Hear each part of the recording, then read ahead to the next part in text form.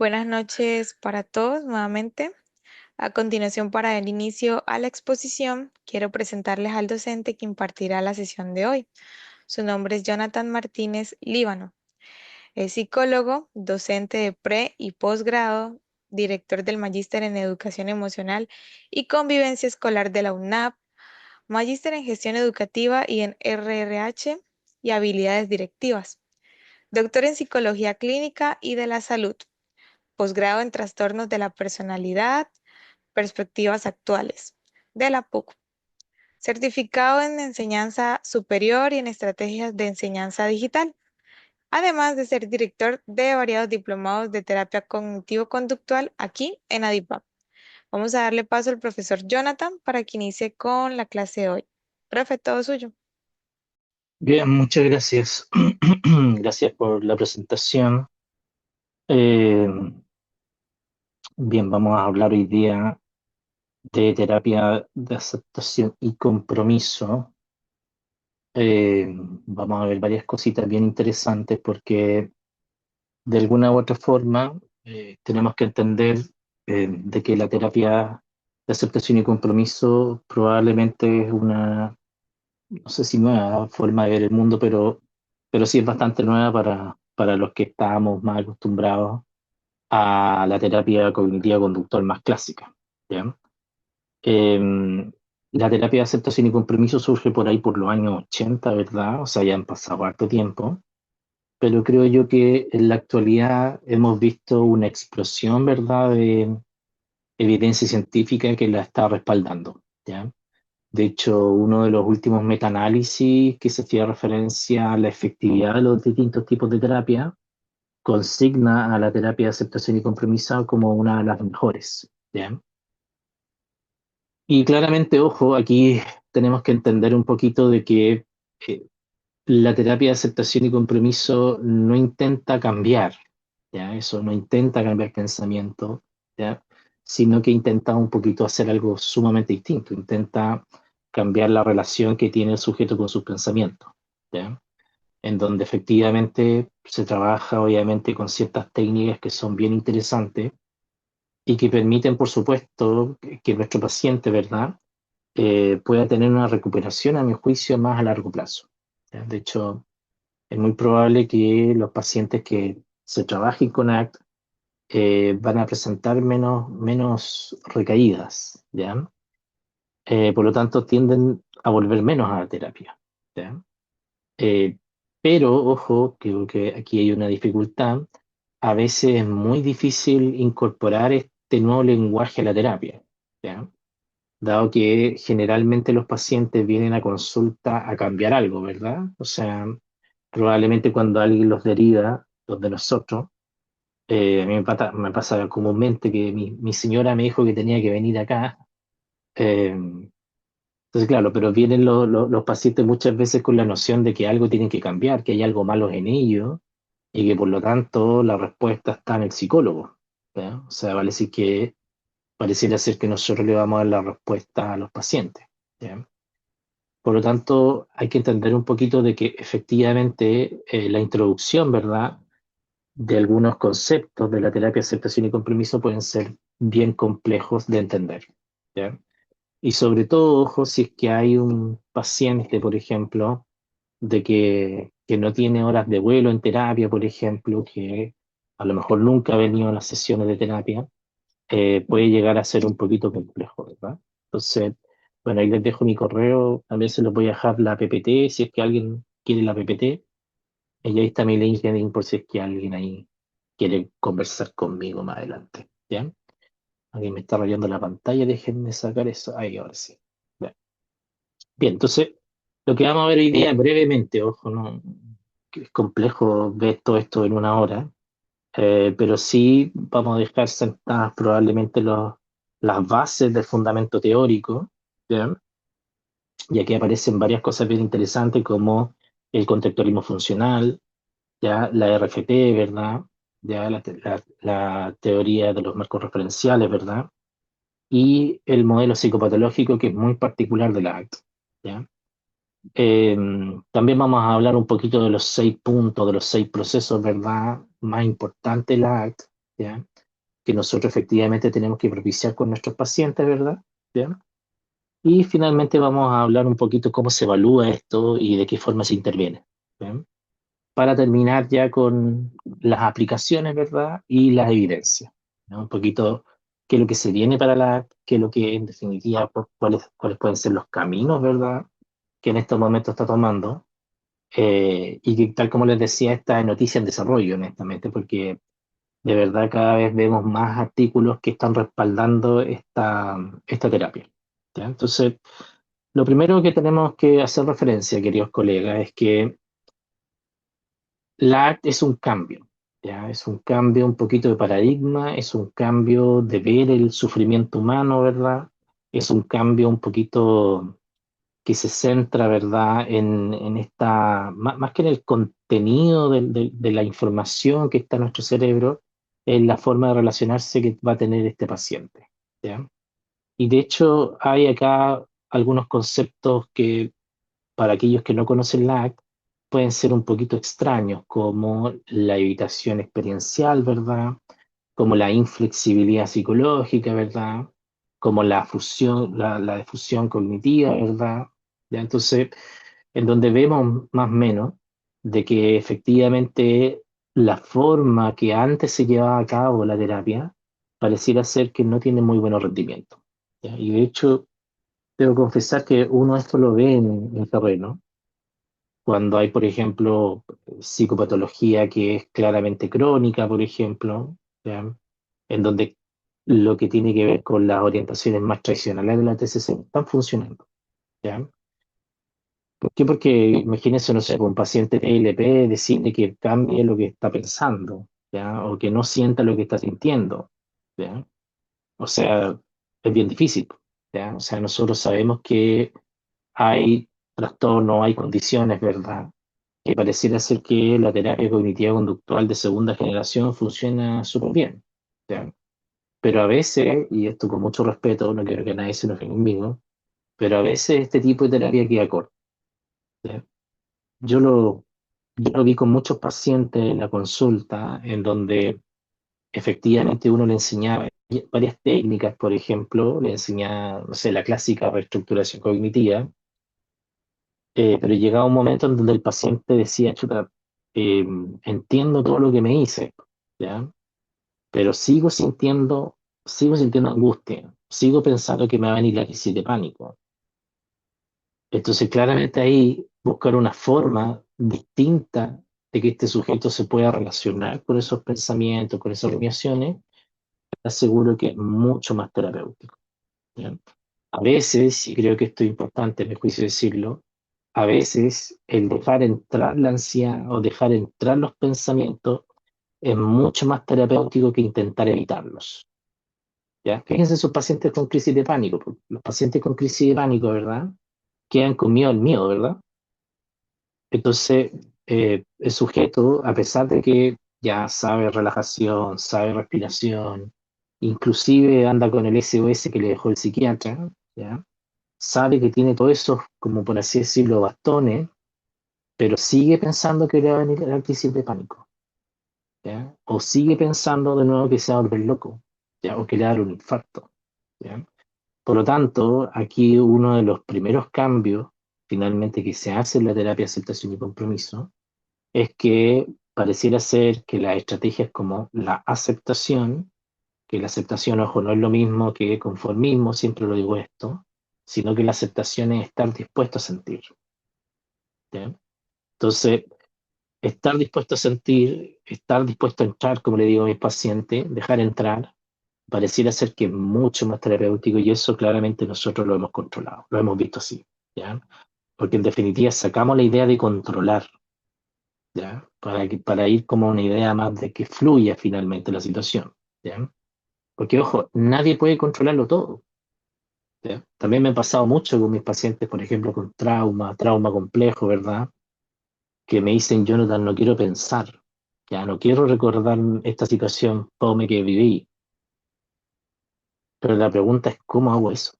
¿Ya? ¿Cómo hago de que este sujeto finalmente no piense en aquello que está pensando permanentemente? o en esta mujer o hombre que fue víctima, por ejemplo, no sé, de violencia sexual, por ejemplo, que no recuerda esos momentos. Súper complejo, ¿verdad? Entonces, un poquito lo que hace la ACT finalmente es ayudar a los pacientes a resignificar, ¿verdad? En definitiva, les va a ayudar, obviamente, a dar una nueva mirada al sufrimiento, entendiendo, ojo, que, como ustedes ya saben, probablemente, que el sufrimiento es inevitable, ¿ya? O sea, todos nosotros vamos a sufrir y nosotros, inclusive como terapeuta, también estamos permanentemente luchando con nuestro propio sufrimiento. Por lo tanto, tratar de controlarlo todo es imposible. ¿Ya? Y un poco, de nuevo, como les decía, la herencia de la terapia cognitiva conductual más clásica, porque en estricto rigor, ¿verdad? Se suponía que nosotros podíamos controlarlo todo, ¿ya? Y que aparecían estos conceptos de piensa bien y te sentirás bien, ¿ya? Aparece en este concepto en la segunda generación de que el problema está en la interpretación, ¿verdad? Entonces, no niego que aquello obviamente no sea así en ciertos casos, pero no en todo funciona de la misma forma. La psiqui finalmente no funciona igual para todas las personas. Entonces, aquí es importante entonces entender de que a veces cuando las personas intentan eliminar, ¿ya?, lo que le está pasando, obviamente aquí se amplifica el sufrimiento. Por ejemplo, díganle a una paciente que está con una rumiación que no piense, o díganle, no, me gusta mucho este ejemplo, siempre lo digo, perdón, o por ejemplo, siempre digo, la palabra cálmate no ha calmado a nadie hasta el día de hoy. Entonces, no es porque ustedes lo digan, el paciente lo va a sentir, ¿sí? Entonces, por lo mismo, esta de no insisto es una nueva mirada de obviamente observar la psique humana y eso evidentemente nos ayuda a obtener nuevas herramientas y nuevas estrategias, ¿ya? Entonces, ¿qué es lo que es la terapia de aceptación y compromiso? Un modelo de tercera generación, ¿verdad? De la tercera ola, nacido por ahí por los 80, como les decía anteriormente, cuyo objetivo, ¿verdad?, no es la eliminación del malestar. ¿Ya? Y aquí parece loco esto, porque, como les digo, las personas cuando llegan a terapia quieren cambiar algo, po. O sea, o vienen con la fantasía, o el objetivo más bien dicho, de que tienen que cambiar algo, po, ¿ya? Que tienen que ser quizá más amables, que tienen que tener mejores habilidades sociales, no lo sé. En definitiva, vienen con la fantasía de cambiar, ¿ya? Y de que nosotros como psicólogos, así como si fuéramos unos mecánicos, les cambiaran una parte de su self y en razón de eso van a poder pensar de manera distinta, ¿ya? No niego que eso pueda pasar en algunos casos. De hecho, yo me acuerdo cuando atendía solamente con segunda generación, tuve un par de pacientes ahí increíbles. O sea, un chico que era abogado, me acuerdo súper bien, que con reestructuración cognitiva fue como que encontró la solución a sus problemas. Porque claro, como era tan estructurado, ¿verdad? Lograba identificar el problema y después pensaba en ideas aledañas, por decirlo, alternativas, y lo lograba hacer, pues, y bastante bien. Pero ¿qué pasa cuando el sufrimiento es crónico? Cuando tenemos, no sé, una depresión persistente, cuando tenemos un trastorno límite de la personalidad, por ejemplo, un trastorno bipolar, por ejemplo, o adolescentes, por ejemplo, con tal regulación emocional es súper importante. O sea, en estricto rigor, la idea del cambio se ve mucho más compleja, ¿verdad? Entonces, la ACT, como les dije, a mi juicio, va a llevarnos a un cambio de paradigma. Esa idea me gusta, ¿ya? Porque acá intentamos integrar varias estrategias, ¿ya? Y acá lo más importante, a mi juicio, es que al igual que la otra estrategia, acá también le damos una mirada nueva a lo que es el fenómeno psiquiátrico, psicológico, ¿ya? Y por cierto, a mi juicio, también un poquito empezamos a hablar de ciertos mecanismos que son transversales, ¿ya? Y ahí aparece obviamente todo este elemento que tiene que ver con eh, l- la terapia diagnóstica, por ejemplo, ¿ya? Entonces aquí hay varias cosas, ¿ya? O sea, uno de los primeros elementos que uno le enseña al paciente, ¿verdad?, es que a veces, ¿verdad?, esta idea de controlar todos los pensamientos, las conductas, parece ser súper contraproducente, como les dejé en la diapositiva, ¿ya? Entonces, hay muchas personas que reducen, o sea, tratan de reducir al mínimo, por ejemplo, la ansiedad, ¿ya? Pero la ansiedad es imposible eliminarla, la ansiedad está ahí, ¿ya? Les recomiendo ver un video que es súper bueno en YouTube, que dura como, no me acuerdo, como 20 minutos puede ser. ¿Ya? Búsquelo en YouTube como Ted Hayes, Ted, los videos Ted, y Hayes, que es el autor de la terapia de aceptación y compromiso.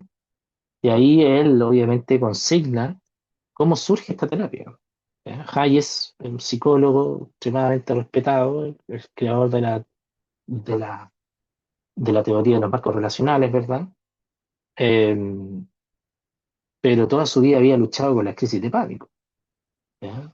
Entonces ahí cuenta finalmente de qué forma eh, logró un poquito darle sentido a la terapia, o darle un sentido finalmente a lo que está haciendo el día de hoy. Entonces, aquí hay una cosa súper importante. ¿Ya? Yo creo que la cultura popular, como les puse aquí, y en ocasiones, ojo, la psicología clínica en sí también, ha reforzado, a mi juicio, una agenda implícita.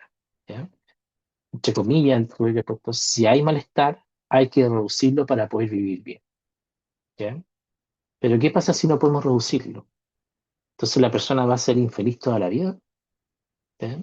Entonces, claro, esta situación funciona bien, ¿verdad? Cuando claramente las situaciones pueden ser externas y efectivamente modificables, ¿ya? Pero absolutamente contraproducente cuando los eventos, por ejemplo, son privados e inevitablemente humanos. ¿Ya? O sea, por ejemplo, que no entre la ansiedad, o sea, no quiero sentir ansiedad, eso es imposible. ¿Ya? Por lo tanto, ojo, muchas veces aquí vamos a ver de que efectivamente a través de ciertas estrategias, ¿verdad? Le vamos a pedir al paciente, implícitamente, por cierto, de que tolere ese malestar, ¿ya? En razón cuando va caminando en dirección a lo que realmente es importante para él o para ella. ¿Ya? En estricto rigor, creo yo, que cuando nosotros, por ejemplo, conocemos nuestros valores, conocemos nuestro norte, muchas veces podemos resistir ciertas situaciones que pueden ser negativas, entre comillas, ¿verdad? Yo he tenido muchos pacientes la misma. Por ejemplo, recuerdo un paciente que tenía crisis de pánico con agorafobia. No sé si han tenido esos pacientes que son bien complicados porque de verdad que están muy resentidos con el miedo. Entonces, había un monito de 31 minutos, no sé si se acuerdan, que decía, tengo miedo, tengo miedo, tengo mucho miedo. ¿Ya? O sea, sí, todo el rato con mucho miedo. Pero el miedo lo que lleva finalmente es una evitación, ¿ya? A una evitación experiencial. Porque claro, inmediatamente el sujeto no se confronta con la situación angustiante y ocupa la habitación, ¿verdad? Entonces, por ejemplo, este paciente, eh, igual ojo, entiendo por qué tenía todo esto por si acaso, no, no es que venga de la nada, pero este paciente, por ejemplo, había tenido un accidente en un bus y en ese bus habían muerto varias personas. Entonces, no lo culpo con tener miedo de volver a subirse a un bus, po, ¿ya? O sea, claramente, no, no estoy diciendo que él esté mal o esté loco por no hacerlo, ¿ya? Pero en estricto rigor, la evitación a corto plazo ayuda mucho, ¿verdad? A, por así decirlo, a bajar la ansiedad, po. Porque en realidad, imagínate, me tengo que subir a un bus, entonces pienso en subirme el bus y ya me empiezo a exaltar, po, ¿ya?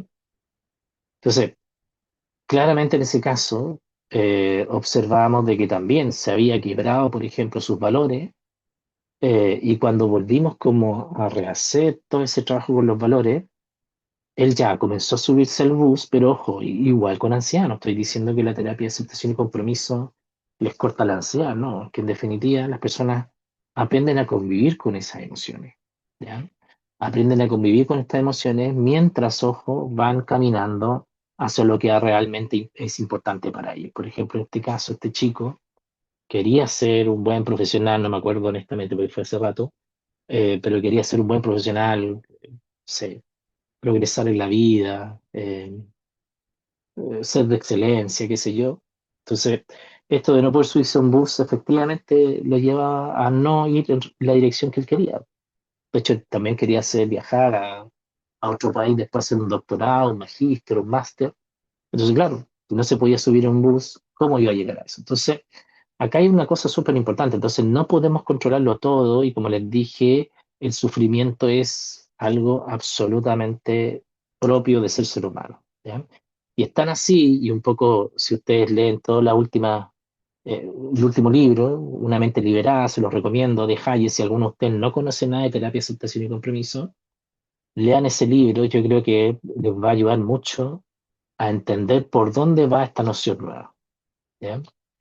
Eh, Porque no insisto, hay que cambiar el foco. A mí me costó harto por si acaso, no quiero mentir, pero a mí me costó sacarme esta idea, ya las ideas más tradicionales, porque de verdad uno está muy acostumbrado a hacer las cosas como a lo mejor la viene haciendo nomás, ¿ya? Pero honestamente yo tuve que virar hacia una nueva mirada porque veía que efectivamente mis pacientes necesitaban algo mucho más profundo. Y eso lo encontré, por ejemplo, en varias técnicas de tercera generación, no solamente la aceptación y compromiso, ¿ya? Dentro, y esto es importante, me juicio, dentro de las bases, esto es mucho más complejo de lo que voy a decir ahora, por si acaso, lo voy a decir extremadamente simple para que lo entiendan, pero es probablemente podríamos hacer una, dos, tres, 10 clases solamente de la teoría del marco relacional y del contextualismo funcional. Entonces, acá estas son las bases finalmente de la terapia de aceptación y compromiso. ¿Ya? O sea, esta terapia tiene igual fundamentos, supuestos filosóficos súper importantes, por si acaso, ¿ya? En donde aquí va a haber un elemento que es central, que es el contextualismo funcional, ¿ya? Eh, y esto que implica, en términos bastante simples, ¿ya? Es que de alguna otra forma la conducta, ojo, incide en el contexto y el contexto incide en la conducta, ¿ya? O sea, ambos se retroalimentan, se definen mutuamente, ¿ya? O sea, en definitiva, yo tengo el poder de cambiar el contexto y el contexto tiene el poder de cambiarme a mí, ¿ya? ¿Cómo se ve esto en la clínica? Es bastante sencillo, por cierto. Imagínense que un paciente tiene un diagnóstico, cualquier diagnóstico, un trastorno de ansiedad, crisis de pánico, qué sé yo, lo que sea, ¿ya? Y probablemente quizás llega y lo cuenta y dice en su trabajo, dice que estoy con crisis de pánico, estoy con psiquiatra, estoy con psicólogo, por ejemplo. Ese solo hecho, ¿verdad? De contar esa situación puede generar, obviamente, un cambio contextual, ¿ya? O sea, en definitiva puede ser que su jefe diga, pucha, no, el Jonathan sí que está con crisis de pánico, no lo exijamos tanto, apoyémoslo. Entonces se genera un cambio, ¿ya? Entonces, aquí lo más importante, a mi juicio, es que esto es absolutamente continuo, ¿ya? O sea, en definitiva, lo que nosotros acá vamos a hacer, y no nos vamos a centrar tanto en si esto es racional o irracional, si esto es un error cognitivo, es una distorsión cognitiva, no nos vamos a centrar en eso, sino que nosotros nos vamos a preguntar qué función está cumpliendo esto. ¿Ya? Por ejemplo, una ansiedad, por ejemplo, ¿no? Probablemente tiene una función. ¿Ya? La función de a lo mejor de alejarte a ti, por ejemplo, de lo que es realmente valioso para lo que tú quieres en tu vida. ¿Ya? Entonces, un poco el contextualismo funcional, de no insisto, esto lo estoy simplificando, pero al extremo, porque si no, imagínense, tendríamos que estar varias horas hablando de esto y es lo que hablamos en el diplomado. Eh, entonces, el contextualismo funcional nos dice eso, que tanto conducta como sujeto se relacionan, se interrelacionan directamente. ¿Ya? Y por otro lado está la teoría de los marcos relacionales. Y aquí lo más importante, a mi juicio, está en la idea, ¿verdad?, de lo poderoso que es el lenguaje. ¿Ya? De hecho, a través del lenguaje, ¿verdad? Y a través de situaciones que, ojo, incluso ni nosotros hemos vivido, somos capaces, por así decirlo, de activar, ¿verdad? Ciertos patrones conductuales, por cierto. ¿Ya? Entonces, por ejemplo, no sé, una persona que, no sé, imagínense, tuvo un primer trabajo y en su primer trabajo lo desvincularon, lo echaron. ¿Ya? Puede ser que efectivamente, pucha, le dijeron no eres suficiente, no eres bueno, por ejemplo, y eso puede después marcar la conducta de esa persona en otro contexto o cuando vuelva a encontrar un nuevo trabajo. ¿Ya? O sea, por ejemplo, si se equivoca, obviamente en su trabajo se pueden activar esas ideas, que no soy bueno, no soy suficiente, por ejemplo, entre otras cosas.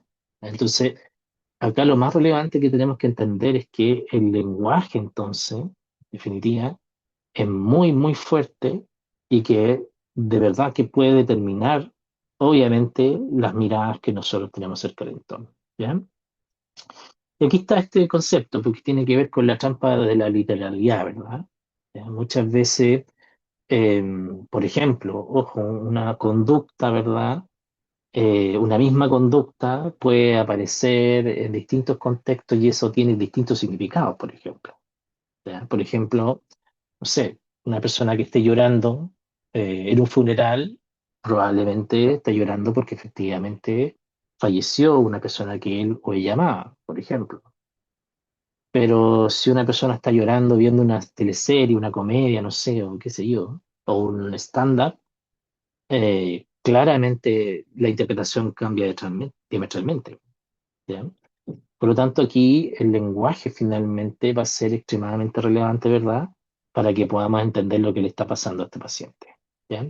Entonces, nosotros sabemos, ojo, que muchos de los pacientes están fusionados muchas veces con sus conceptos. ¿Ya? Por ejemplo, cuando las personas dicen que están ansiosas o que son ansiosos, por ejemplo, nos están diciendo que están atrapados en definitiva por esas reglas. ¿Ya? Entonces, lo que nosotros tratamos de hacer es colocar a distancia esas reglas o colocar a distancia ese lenguaje para que el paciente se pueda desapegar, sí me gusta decirlo, desapegar finalmente entre el pensamiento, ¿verdad? Eh, entre obviamente el pensamiento y obviamente lo que él determina como conducta patológica. Entonces, esto lo vemos mucho más como fácil, por ejemplo, cuando tenemos pacientes con un trastorno obsesivo compulsivo, ¿verdad? Porque los trastornos obsesivos compulsivos de verdad que están atrapados finalmente a su pensamiento. De hecho, ellos creen que sus pensamientos son reales o que si no hacen algo, ¿verdad? Algo de que su mente les está diciendo, algo terrible puede pasar, ¿verdad? Entonces, una de las estrategias que nosotros tenemos que hacer aquí es defusionar, ¿ya? Y la defusión implica, en estricto rigor, colocar, ¿verdad?, a distancia los pensamientos, ¿ya? Porque de verdad las personas cuando de alguna otra forma están fusionados con sus pensamientos no nos permiten, ¿verdad?, ver más allá de eso, ¿ya? Entonces ahí también es importante. También vemos que los valores y las acciones comprometidas son súper importantes, ¿eh? ¿Ya? De poder, obviamente, alinearlas siempre, ¿ya? Porque muchas veces los pacientes, yo digo esto, llegan quebrados con sus valores, ¿ya? O han perdido el norte o la brújula, la han perdido. De hecho, es muy probable que ustedes tengan este tipo de pacientes que llegan a la consulta y se llegan quejando porque no les gusta su esposa y están casados con esa mujer, o al revés, no me gusta mi esposo pero estoy casado con él, me carga mi trabajo y sigue trabajando en ese trabajo, estudia psicología y no quiere estudiar psicología, qué sé yo, o sea.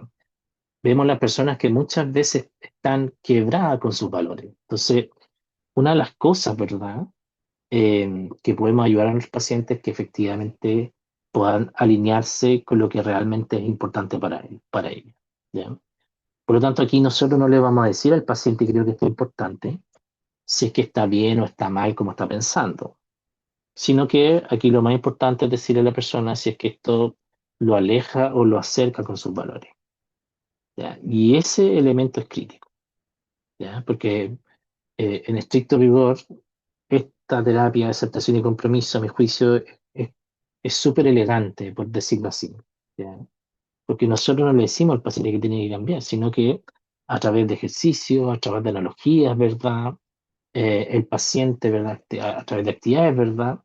El paciente logra hacer ese insight, ¿ya? Y logra, ojo, llevar a su vida un poquito lo que le estamos queriendo, evidentemente, decir. Perdón, se desconectó el computador. Ahí sí.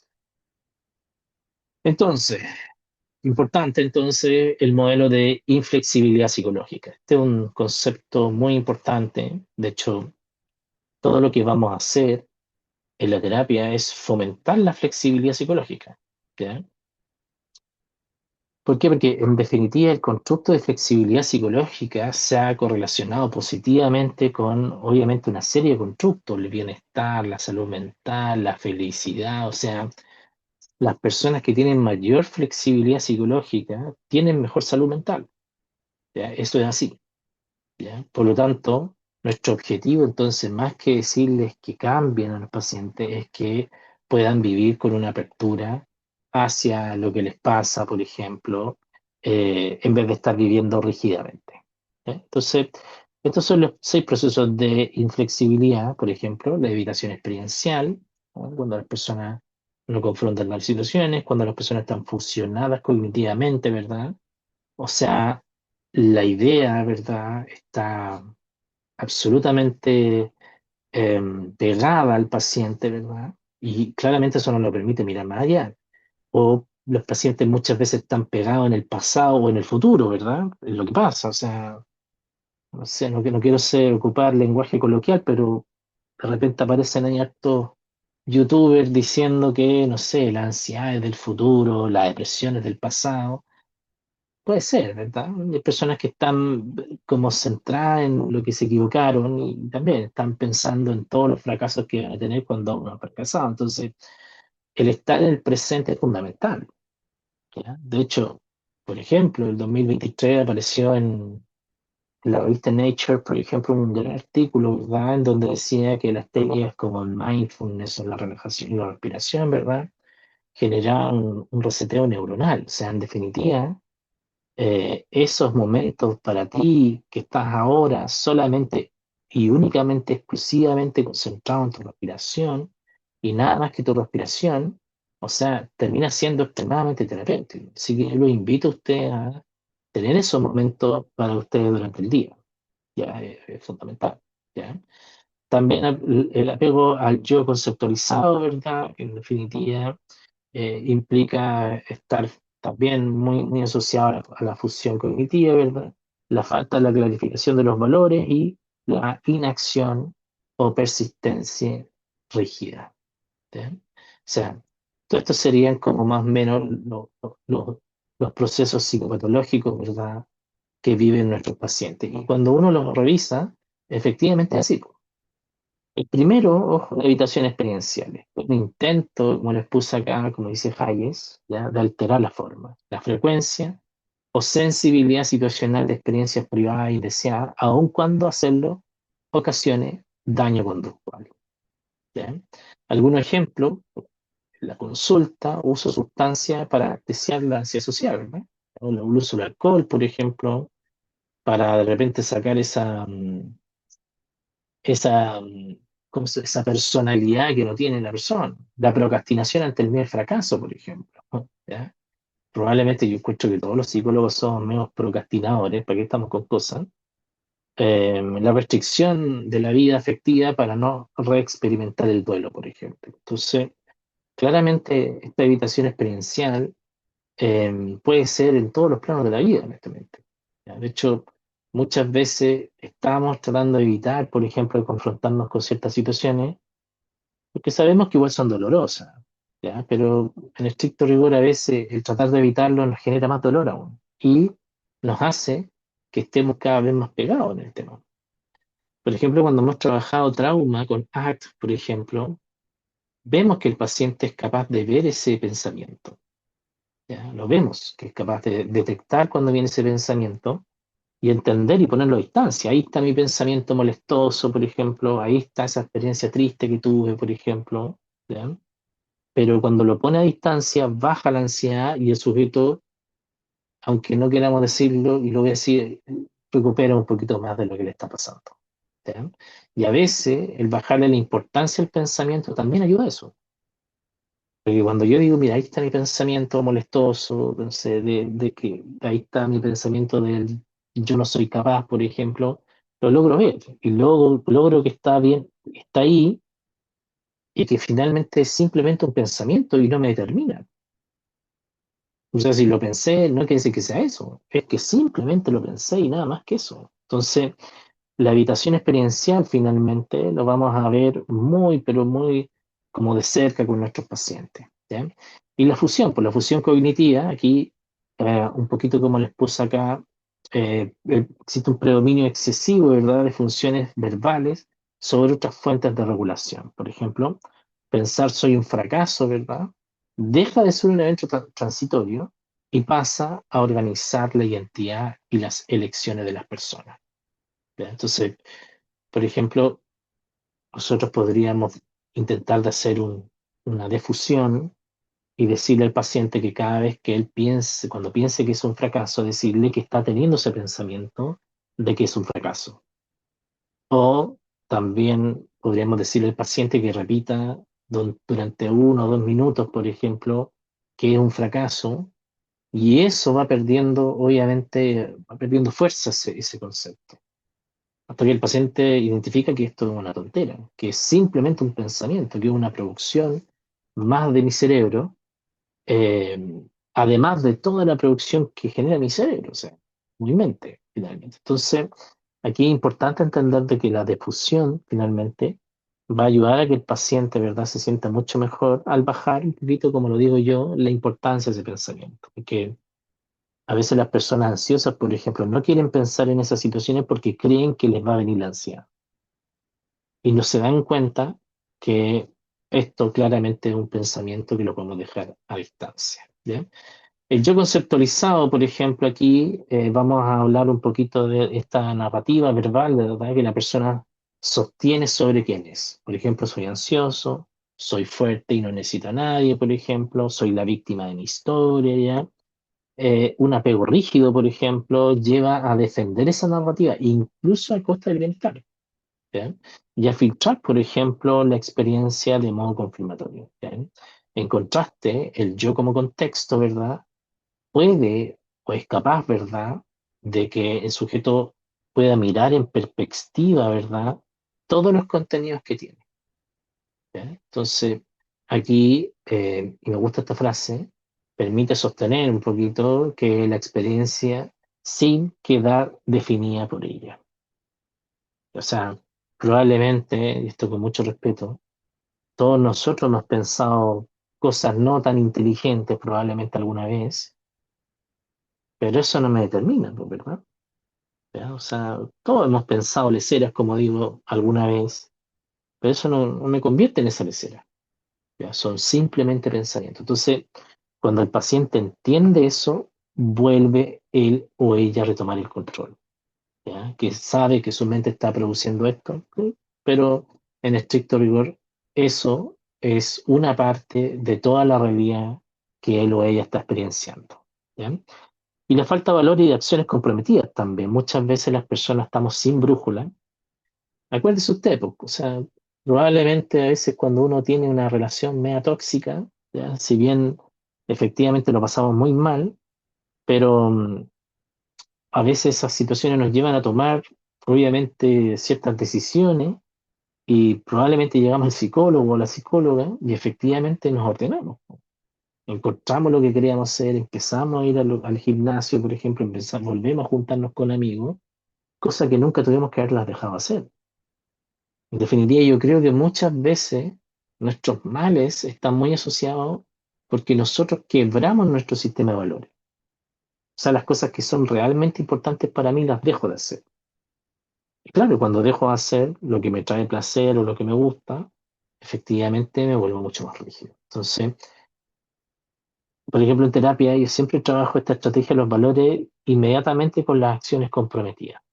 Ya, por ejemplo, me acuerdo que estuvimos haciendo ahí una asesoría al Poder Judicial y les hice esta técnica, de hecho, a los jueces, y nosotros súper buena, honestamente. ¿Ya? De hecho, después los jueces, y así los chilenos, mandaron correo ahí agradeciendo, porque de verdad a veces uno se desajusta, po. Por ejemplo, uno dice, "Pucha, para mí, mi familia es lo más importante". Y la pregunta es, ¿cómo eso se ve reflejado en tu vida actual? Chuta, no se ve muy reflejado. Salgo de mi casa a las 6 de la mañana y llego a las 11 de la noche. Y el fin de semana estoy durmiendo todo el fin de semana, por ejemplo. Entonces la pregunta ahí es cómo entonces tú estás demostrando finalmente de que tu familia es lo más importante del mundo. ¿Ya? O sea, ahí está ahí desajustado, po, ¿ya? Hay una pregunta que me gusta siempre hacer a los papás, anote esta pregunta, de verdad que funciona bien y llega a la vena y llega lamentablemente a la vibra, los papás y se emocionan, se ponen a llorar y todo lo demás.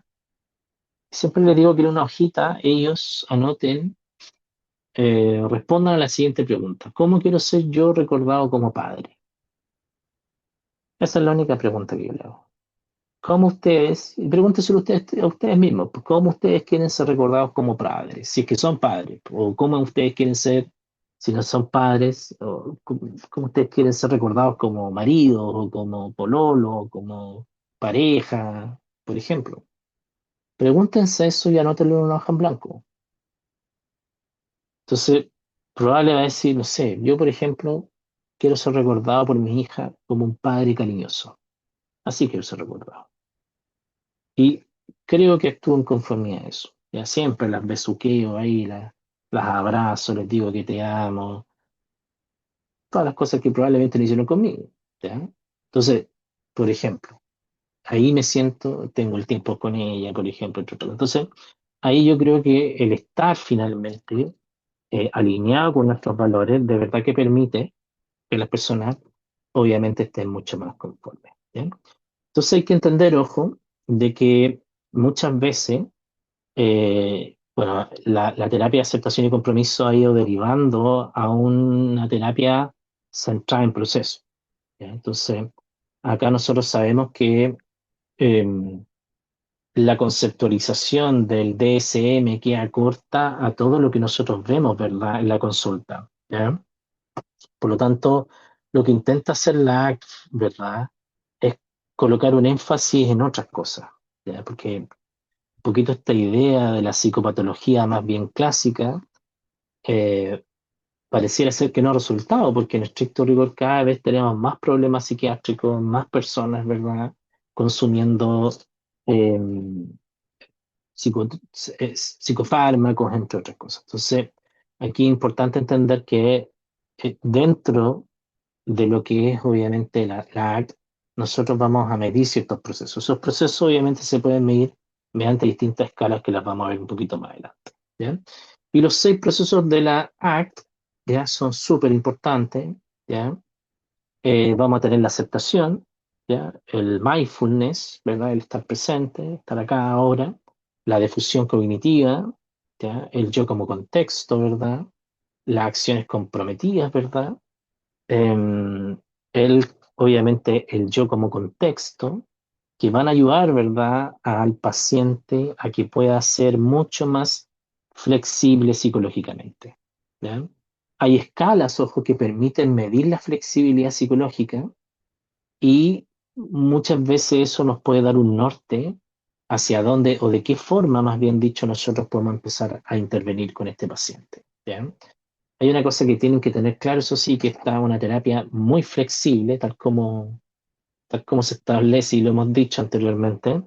De hecho, no hay una ruta, y esto es importante anotarlo, no hay una ruta única, ¿verdad?, para alinear al paciente con sus propios valores, por si acaso. No, no hay una ruta única. O sea, puede ser que a lo mejor partamos con difusión cognitiva o con aceptación o con mindfulness, etcétera, etcétera. Yo tiendo a partir, esto es la forma que trabajo yo, por si acaso, tiendo a partir claramente con los valores. Me gusta mucho esa parte, la clarificación de los valores, porque la clarificación de los valores permite, en verdad, darle un sentido, darle una orientación a la vida de la persona.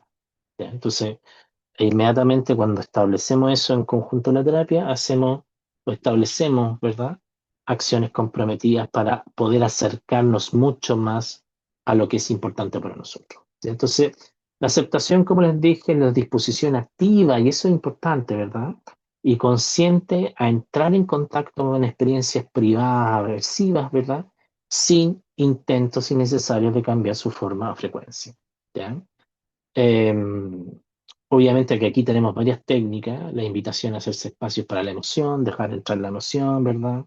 El trabajo con la disposición, ¿verdad? Frente al control, la exposición interceptiva enmarcada en valores, por ejemplo, la metáfora de las arenas movedizas, por ejemplo, típica esa de la metáfora de las arenas movedizas, ¿qué pasa cuando uno se cae en la arena movediza y se va hundiendo más, po?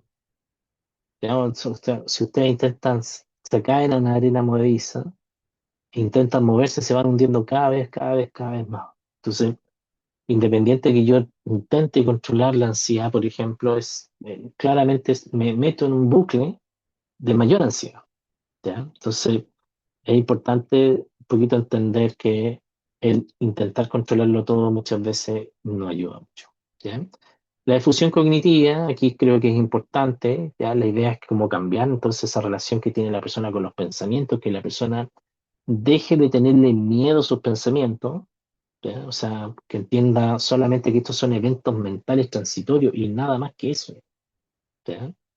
Eh, entonces eso obviamente empieza a ayudar a recuperar un poquito de la libertad. Y aquí hay varias cosas, por ejemplo, el etiquetado, ¿ya? Estoy teniendo el pensamiento de que, no sé, voy a tener una crisis de pánico, por ejemplo, ¿ya? Cantar el pensamiento en voz absurda, por ejemplo, va a ayudar a defusionar eso, es decir, claro, sí, viene tonto lo que estoy pensando, honestamente.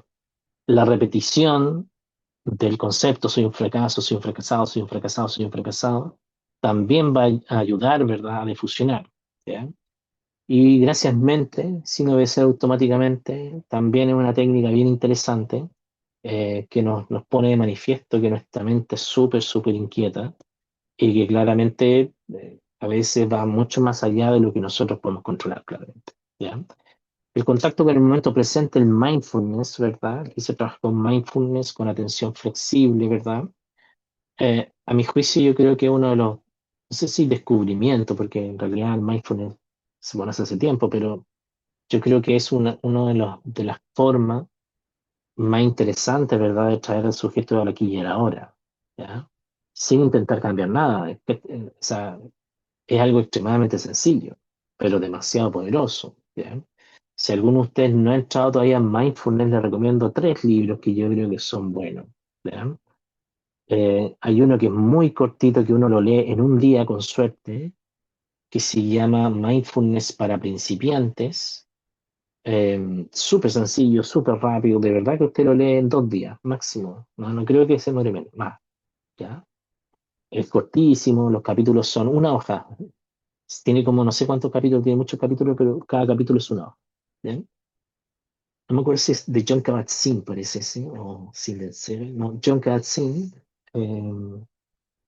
También está el Mindfulness para la felicidad de la doctora Baer, que lo encuentro muy bueno ese libro, porque tiene actos como script, actos guiones, por ejemplo, para hacer ejercicios de mindfulness, ¿verdad? Y el otro es terapia cognitiva conductual centrada o con mindfulness, no me acuerdo. Sí, de Simon Segal, ¿ya? Muy bueno, para la depresión, ya así se llama. Se llama terapia cognitiva conductual con mindfulness para la depresión, así se llama. Ya, muy buenos libros. Ese, por ejemplo, este último me ayudó muy bien a empezar a entender cómo integrar el mindfulness en la terapia cognitiva conductual. Entonces, por ejemplo, lleva eso. El yo como contexto, esto es interesante, muy, muy interesante por si acaso. Acá nosotros le ayudamos a entender al paciente, ¿verdad? De que él es más que sus pensamientos, ¿verdad? Y que él está en control de sus pensamientos. Y aquí hay varias analogías que uno ocupa de que el paciente es el tablero de ajedrez, ¿ya? O sea, que de pronto sobre el tablero de ajedrez, ¿verdad? Pueden haber distintos tipos de piezas, ¿verdad? Que se están moviendo, pero yo sigo siendo el tablero de ajedrez. O, por ejemplo, la típica situación de esta analogía del chofer, ¿verdad? Que va manejando hacia lo que realmente es importante para él o para ella, y mientras va manejando se van subiendo, de verdad, ciertos pensamientos disruptivos, fome, feos, por ejemplo, pero yo sigo en control, sigo igual navegando hacia lo que realmente es importante para él, ¿ya?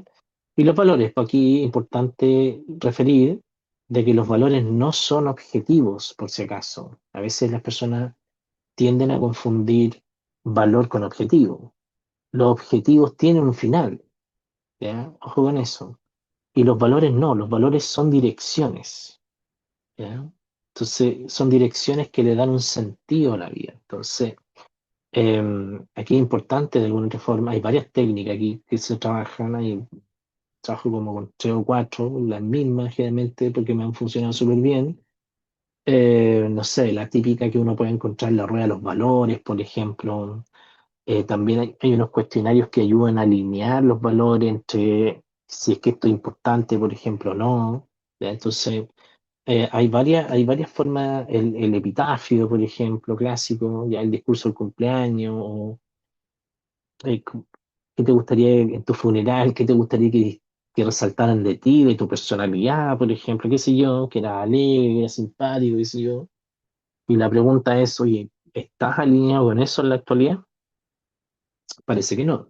¿Ya? O sea, dejaste de hacer actividades de ocio, ya no vas al gimnasio, no te juntas con amigos, por ejemplo. Entonces, efectivamente vemos acá cómo el sujeto está quebrado. Y el paso 6 ya son las acciones comprometidas. O sea, y aquí creo que la clave, honestamente, para que el paciente siga, o el consultante, o el cliente, no sé cómo usted le llame, para que en definitiva el paciente siga en terapia, es precisamente ayudarlo a hacer acciones comprometidas, pero que sean súper cortitas, que sean súper concretas. ¿Ya? Nada muy grande, porque puede ser que el paciente se frustre, por ejemplo, o diga que la terapia no sirve de nada, por ejemplo, entre otras cosas. ¿Ya? Entonces, aquí es importante de alguna otra forma entonces entender de que en la clínica de la ACT, ojo, también hay formas en que se miden la flexibilidad psicológica, ¿ya? Hay distintas formas, por cierto, ¿ya? Y también es necesario referirles, colegas, de que todos estos procesos, ¿verdad?, que son relevantes en la terapia de aceptación y compromiso, se están moviendo finalmente. ¿Y de qué forma nosotros vamos a ver que se están moviendo? Pucha, con diversos indicadores. Pues, por ejemplo, en la aceptación hay una mayor disposición a permanecer con la experiencia, reducción, por ejemplo, de estrategias de escape sutiles, por ejemplo, la efusión, por ejemplo, la capacidad de etiquetar pensamiento y elegir la acción, humor ligero, por ejemplo, hacia la mente. En momentos presentes somos capaces de retornos más rápidos, por ejemplo, al aquí y ahora, tras divagaciones. Ojo que no tiene nada de malo que tu mente divague, ¿ya? Siempre creo que las personas tenemos una obsesión por controlarlo todo, ¿ya? Eh, entonces, claro, en esa obsesión por controlarlo todo también tratamos de controlar nuestra mente. Y nuestra mente es súper, es como un mono finalmente, es muy loca nuestra mente. Va de un tema a otro, salta de una idea a otra, de una imagen a otra, entonces tratar de controlarlo todo es imposible, ¿ya? El yo como contexto ahí, que en definitiva la persona empieza a ser capaz de mirar más de afuera las cosas, ¿ya? Entonces la empieza a mirar mucho más de distancia. Los valores, porque obviamente los verbaliza y empieza a hacer acciones, ¿verdad?, que lo ayudan a estar alineado con lo que realmente es importante, ¿ya? Entonces hay varias cosas que pueden ser errores, ¿verdad? En esta flex, ¿verdad? Em, por ejemplo, la aceptación como relajación encubierta, ¿ya? Ojo con eso, porque la aceptación no es relajación, ¿ya? Sino que la aceptación es algo activo, no es pasivo. Cuando el sujeto finalmente está dejando entrar estas emociones, está sintiendo esas emociones y es consciente de que él la está dejando entrar, ¿ya? También, ojo, muchas veces la difusión como un debate racional, muchas veces eh, convertirla, como lo puse en una discusión del contenido, de verdad que reproduce obviamente la fusión en lugar de alterarla. ¿Ya? O sea, nosotros no nos vamos a centrar si es que el sujeto piensa bien o piensa mal, o si es correcto o incorrecto lo que está pensando, ¿ya? Y también por el tecnicismo frío, a mi juicio, creo que ahí nos podemos equivocar, efectivamente. Eh, yo creo que una de las cosas más bonitas de este tipo de terapia es que la posición del terapeuta es muy humanista. Me encanta esta posición de la en donde cada uno de nosotros también estamos luchando, ¿verdad?, con nuestros propios fantasmas. Como le digo yo a los cabros más jóvenes, a los chiquillos más jóvenes, probablemente hay varios acá el día de hoy, es que todo el mundo tiene luces y sombras. Siempre digo lo mismo. Es así. De hecho, a veces uno se siente un poco con este síndrome del impostor, por ejemplo, cuando está con un paciente, porque a veces, no sé, imagínense que ustedes también tienen ansiedad de viajar, por ejemplo. y ustedes le están enseñando puras técnicas para que no le venga la ansiedad, eh, y a uno igual le viene la ansiedad, po. Siendo yo psicólogo, tengo ansiedad también, po. Entonces, a veces, ojo, hay que entender que todos tenemos luces y sombras. O sea, no porque usted haya padecido, padece o tiene alguna condición psicológica, no puede ser psicólogo. Eso es falso, absolutamente. ¿Ya? Lo que sí, ojo, el tener algo y no hacerse cargo, ya, eso no está bien, por si acaso. Porque creo yo que todo el mundo tiene sombras y esas sombras hay que tratar de procesarlas. ¿Ya? Entonces, en el ACT, ojo, hay evaluación. Hay distintas, por ejemplo, formas de hacerlo. Hay entrevistas clínicas que son bien interesantes. Claramente que las preguntas no son si es que estás bien o estás mal, por si acaso. ¿Ya? Aquí, obviamente, lo que uno intenta es descubrir cuál es la función que tiene esa conducta en la vida de esta persona. ¿Ya? Entonces, también, ojo, hay escalas, hay distintas escalas que nos permiten, cada vez se están variando más estas escalas. Por ejemplo, está la escala de los valores, ¿verdad? La AQQ2, por ejemplo, está el CIFLEX también, que son escalas, ¿verdad? Que nos permiten un poquito ver cómo está este paciente al inicio. ¿Ya? Entonces, la ACT tiene una matriz, ¿ya? Y en esa matriz, ojo, uno puede, por ejemplo, poder establecer una especie como, entre comillas, perfil de la flexibilidad psicológica y podemos efectivamente determinar por dónde vamos a comenzar.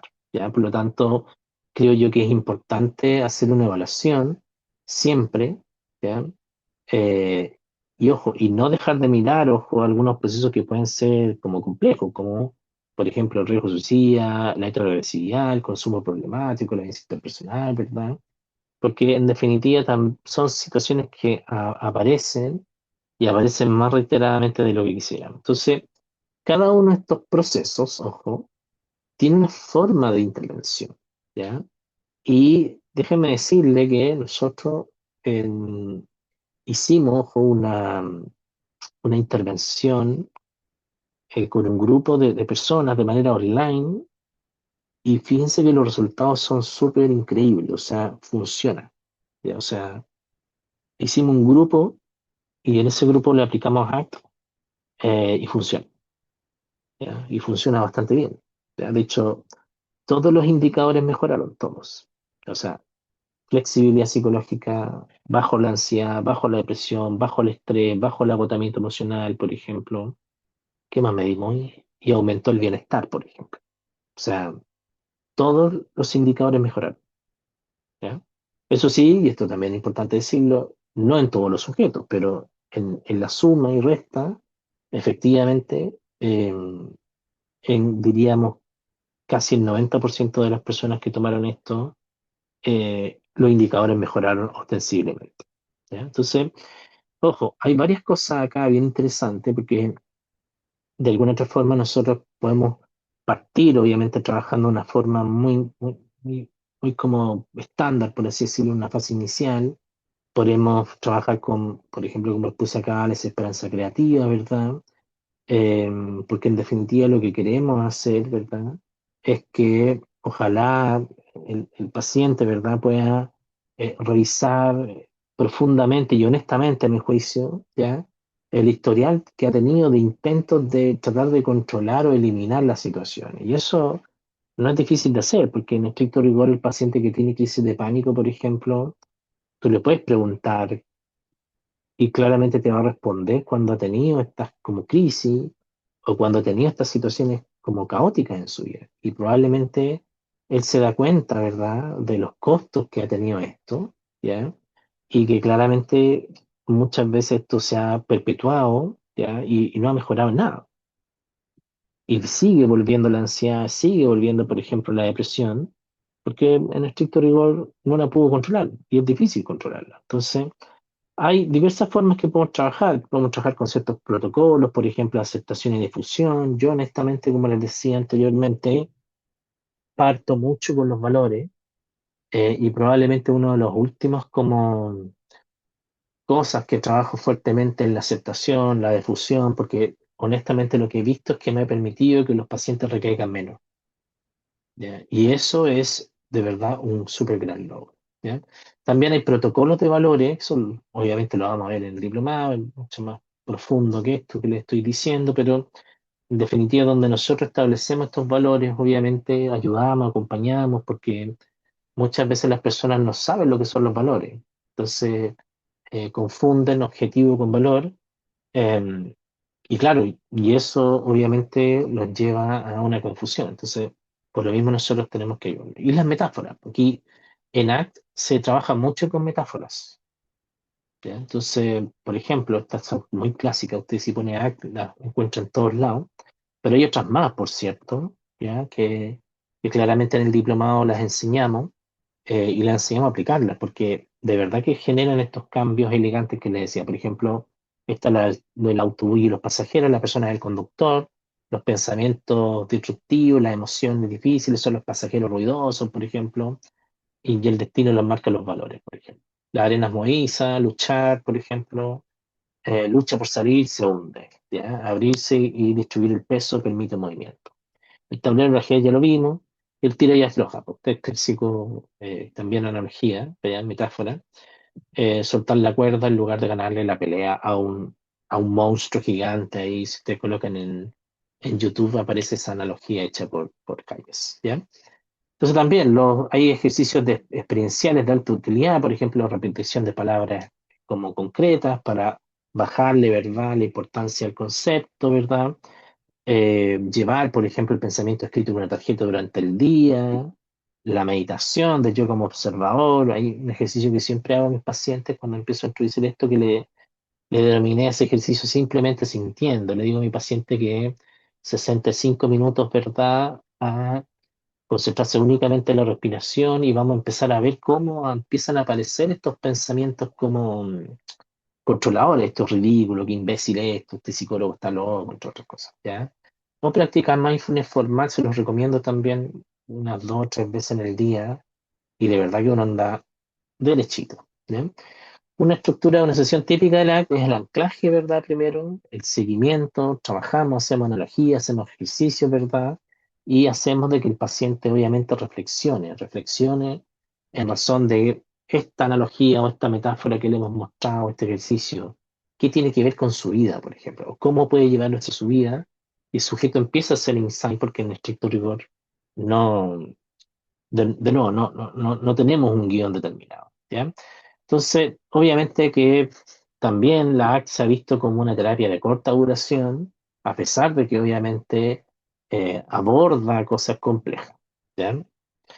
Y obviamente algunos casos nomás para mostrarle, ¿ya? Por ejemplo, el CIA social, que es clásico, ¿verdad? Los pacientes empiezan a evitar reuniones, empiezan a evitar, por ejemplo, presentaciones, ¿verdad? Va a quedar en evidencia que no sirvo para esto, van a notar que soy un incompetente, que no sirvo para nada, por ejemplo, y ahí podemos ocupar varias cosas, por ejemplo, la difusión, donde podemos ir etiquetando, ¿verdad? El pensamiento, ¿verdad? La aceptación, por ejemplo, dejar entrar ese maldito pensamiento, o yo como contexto identificar que este es un pensamiento de los miles de pensamientos que tengo en el día y no por pensarlo me hace aquello, es que simplemente lo pienso. Bien. También, por ejemplo, en la depresión, trabajamos fuertemente con la rumiación, por ejemplo, y aquí el mindfulness me parece que es una herramienta increíble. También podemos trabajar con algunos tintes de activación conductual o, en definitiva, también que el paciente logre identificar esos pensamientos rumiantes, ¿verdad?, que nos molestan y que a veces las personas creen que si más nos preocupamos de algo, la cosa se va a solucionar, ¿no? Es al revés, o sea, más nos angustiamos, ¿ya? También el ACT, la ACT en patología de dolor crónico, por ejemplo, fibromialgia, por ejemplo, cáncer, diabetes, por ejemplo, tienen muy buenos rendimientos. Porque imagínense decirle a un paciente que tiene, no sé, cáncer, ¿no? Pero no pensé en eso. Ya tira para arriba. ¿Ya? O sea, yo sé que está la buena intención por parte de nosotros, pero a veces esas cosas de verdad que no funcionan. ¿Ya? Entonces, con esto vamos a ir terminando. Hay que entender entonces de que las experiencias privadas dolorosas van a existir, eso sí, y a veces nos fusionamos, ¿verdad?, con esa idea. Y obviamente que muchas veces cuando nos fusionamos y empezamos a evitar la experiencia, nuestra vida se empieza a empobrecer. O sea, como les decía anteriormente, la evitación Al principio es súper rica porque en definitiva tú evitas rápido y la ansiedad se va, pero a largo plazo es una cárcel finalmente. ¿Ya? Imagínense el paciente que tiene crisis de pánico, no se puede subir a un bus o a una micro, que no sé cómo se dirá en Colombia, la guagua, ¿no? Parece que por allá, el microbús, no sé cómo se dirá, pero en definitiva, el transporte público, ¿ya? Eh, entonces, claro, efectivamente, la persona, no me va a subir a esto, tengo angustia, no quiero seguir, y claro, la ansiedad se va, pero a largo plazo la ansiedad lo único que hace es aumentar más, ¿ya? Y aumentar más la ineficacia, aumentar más la baja autoestima del paciente porque se da cuenta que ha perdido el control de su vida, ¿ya? Bien, pues colegas, me pasé, perdónenme, probablemente están todos esperando el sorteo, ya son las 9:09, ya, así que, bueno, quedo atento a cualquier pregunta, inquietud, observo, uy, tantas personas, 627 personas, wow, ya, tan, un récord, creo, ya. Pero bueno, eso, que ganen ojalá los 627 la beca. Eso que estén bien.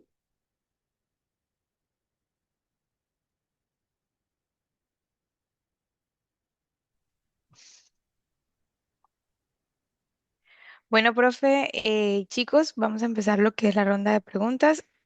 Vamos a empezar con Isidora, que Isidora levantó la manito. Isidora, puedes abrir el micrófono, a ver si por este lado lo puedes abrir ya. Hola, ¿se Listo. escucha bien? Sí, Sabe que yo tenía una pregunta, yo soy estudiante de cuarto año de psicología y es que quería preguntar si es que al principio, al hacer esta técnica, puede ser un poquito complejo, no solo para el paciente, sino también como para nosotros en general, puede llegar a ser un poquito más complejo para el terapeuta al principio. En qué sentido quería? Al intentar aplicarla por ejemplo, en la primera sesión es el rapport, por ejemplo, ya de que nosotros queremos conectar con el paciente, pero también Ah, puede llegar a, por ejemplo, que el propio paciente tenga problemas sí, para poder, y cómo se pueden afrontar esos problemas. correcto. Buena pregunta. Mira, acá yo creo que tenemos un problema, ¿verdad? Porque en estricto rigor pasa muchas veces que, como te decía, los pacientes vienen como con una perspectiva de que algo tiene que cambiar, ¿ya? Entonces, nosotros tenemos que ser muy cuidadosos porque efectivamente no queremos que el paciente finalmente diga, oye, fui al psicólogo y me dijo que tiene que aceptar, que la aceptación era lo mejor, porque en definitiva vienen con la idea, ¿verdad?, de cambiar algo. Entonces, yo creo que aquí hay dos cosas que son relevantes. Primero, que el clínico tiene que cambiar su visión, eso es lo primero. Y lo segundo, ojo, es que el clínico tiene que ser capaz de explicar esta nueva visión del mundo, ¿ya? Y esto juega a favor porque la ACT finalmente tiene como mucho ejemplo, mucha analogía, muchas metáforas que le permiten al paciente, ¿verdad?, adentrarse a esto. Por ejemplo, lo mismo que estaba diciendo anteriormente, por ejemplo, la de las arenas movedizas, lo que tú puedes hacer, por ejemplo, es decirle, mira, hagamos un experimento, le pides que respire profundamente y le haces como un juego de imaginería, que el paciente se ponga en el lugar de que está en una arena, no sé cómo se llamará eso, de arenas movedizas, y que cada vez que se mueve se hunda más. Entonces, con esa analogía, lo que le queremos decir finalmente es que a veces, claro, luchar contra esto, a veces sale peor o salimos perdiendo. Entonces, yo creo que a veces también es importante, obviamente, ojo, no dejamos de hacer lo inicial, o sea, obviamente hacer una entrevista profunda, por si acaso se quiere dejarlo en claro, ¿ya? Y a veces estas técnicas se pueden ingresar o incorporar mejor en la terapia de una forma como si fuera un experimento, ¿ya? Vamos a hacer un experimento, le dice el paciente, ¿ya? Entonces, ahí uno le pone el ejercicio y efectivamente después viene la reflexión. ¿Qué quiere decir este experimento? ¿De qué forma esto te aplica a tu vida? Para que el paciente de verdad haga ese insight. Entonces, yo creo que las dos cosas, o sea, el terapeuta tiene que tener una visión distinta y el paciente también tiene que lograr captar esa idea. Por lo tanto, es muy importante que primero el terapeuta esté capacitado en esto y obviamente nosotros tengamos hartas como metáforas que permitan, ¿verdad?, que el paciente logre captar las ideas, porque de no insisto, o sea, si nos capta mal la idea y se va con este concepto de que ya tiene que aceptar nomás lo que le está pasando, puede pasar al conformismo. Y como les dije anteriormente, el conformismo no es igual que aceptación. Aceptación es estar dispuesto a sentir. ¿Ya? Eso. Muy bien, Isidora, esperamos haber respondido tu consulta. Vamos a hacer una última pregunta con Daniela Aranda. Daniela, ¿puedes abrir el micrófono, por favor? Eh, a ver, Daniela. Ahí está. Buenas, ¿se me escucha? Sí, Ah, ya, sí. genial. Hola, profe, buenas noches. Hola, hola, Quisiera buenas hacerle una noches. pregunta. Por supuesto. Bueno, yo como profesional he comenzado a interiorizarme más en la TCC en general, entonces para Mm, mí eran más familiares las técnicas de segunda generación y ahora mm, la AC y la de tercera generación son como algo nuevo para mí, me estoy profundizando más en ese tema. Entonces tengo la pregunta de que si yo quisiera especializarme, o bueno, cualquier persona más en ACT, ¿hay manera en que se puede integrar la reestructuración cognitiva, por ejemplo, con el ACT? Porque pareciera ser que son como ideas un poco opuestas, como en su filosofía, por así decirlo. mm. ¿O es Sí, que uno debe optar por una u otra dependiendo del caso? ¿O cómo no, se podría integrar eso, por ejemplo? captas súper bien quién es, como se, Daniela, captas súper bien la idea, porque, a ver, son contrarias, po. Una va al contenido y otra no.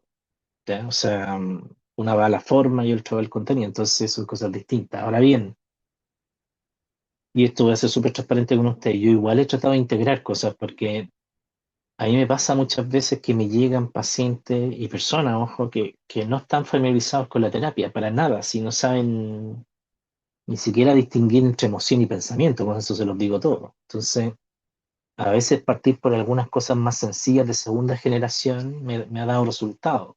¿Ya? Y después evoluciono a técnicas de tercera generación. ¿Ya? Yo sé que hay varios teóricos que te dicen que no lo puedes hacer.